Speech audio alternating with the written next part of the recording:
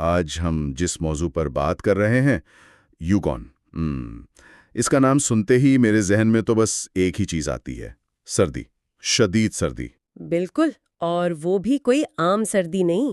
جی، لیکن جب میں نے اس کے بارے میں پڑھنا شروع کیا تو احساس ہوا کہ یہ کہانی صرف درجہ حرارت کی نہیں ہے، یہ تو انسانی نفسیات کی گہرائیوں تک جاتی ہے۔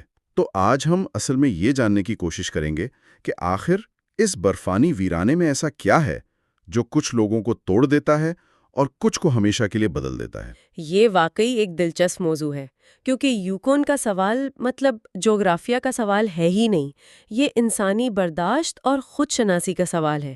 یہ ایک ایسی جگہ ہے جو آپ سے ہر وہ چیز چھین لیتی ہے جس کے پیچھے ہم اپنی شہری زندگیوں میں چھپتے ہیں۔ ٹھیک ہے، تو اس کو کھولتے ہیں۔ سب سے پہلے اسی چیز کی بات کرتے ہیں جو سب کے ذہن میں آتی ہے، وہ بے رحم سردی۔ اور ہم یہاں -10 یا 15 ڈگری کی بات نہیں کر رہے ہیں۔ نہیں، بالکل نہیں۔ وہاں -40 ڈگری ایک عام بات ہے۔ میں تو تصور بھی نہیں کر سکتا کہ یہ کیسا محسوس ہوتا ہوگا۔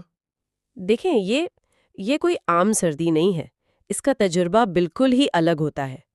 -40 ڈگری پر ہوا آپ کی جلد پر جلن پیدا کرتی ہے، اور اگر آپ نے دھات کی کسی چیز کو ننگے ہاتھ سے چھو لیا تو آپ کی جلد فوراً اس سے چپک جائے گی۔ اچھا۔ سانس لینا تک مشکل ہو جاتا ہے، کیونکہ ہوا اتنی ٹھنڈی ہوتی ہے کہ پھیپھڑوں میں جا کر تکلیف دیتی ہے۔ مطلب اگر آپ پانی کو ہوا میں اچھالیں تو وہ برف بن کر نیچے گرتا ہے۔ اور اس کا مطلب یہ ہوا کہ لباس کی ایک چھوٹی سی غلطی بھی بہت مہنگی پڑ سکتی ہے۔ میں نے فراسٹ بائٹ کا ذکر بار بار پڑھا ہے۔ یہ صرف جلد کا ٹھنڈا ہونا تو نہیں ہے نا؟ نہیں، یہ بہت بہت سنگین معاملہ ہے۔ فراسٹ بائٹ کا مطلب ہے کہ آپ کے جسم کے ٹیشوز، یعنی آپ کی انگلیاں، ناک یا کان، وہ اندر سے جمنا شروع ہو جاتے ہیں۔ ان کے اندر برف کے کرسٹل بن جاتے ہیں، اور اگر بروقت علاج نہ ہو تو خون کی روانی رک جاتی ہے اور اس حصے کو کاٹنا بھی پڑ سکتا ہے۔ اللہ! اسی لیے وہاں کے لوگ کہتے ہیں کہ لباس کی تہیں فیشن نہیں، زندگی اور موت کے درمیان آپ کی ڈھال ہیں۔ ان جسمانی مشکلات کے ساتھ ساتھ ایک اور چیز جس نے مجھے بہت متاثر کیا وہ ہے پولر نائٹ کا تصور۔ یہ کیا ہے؟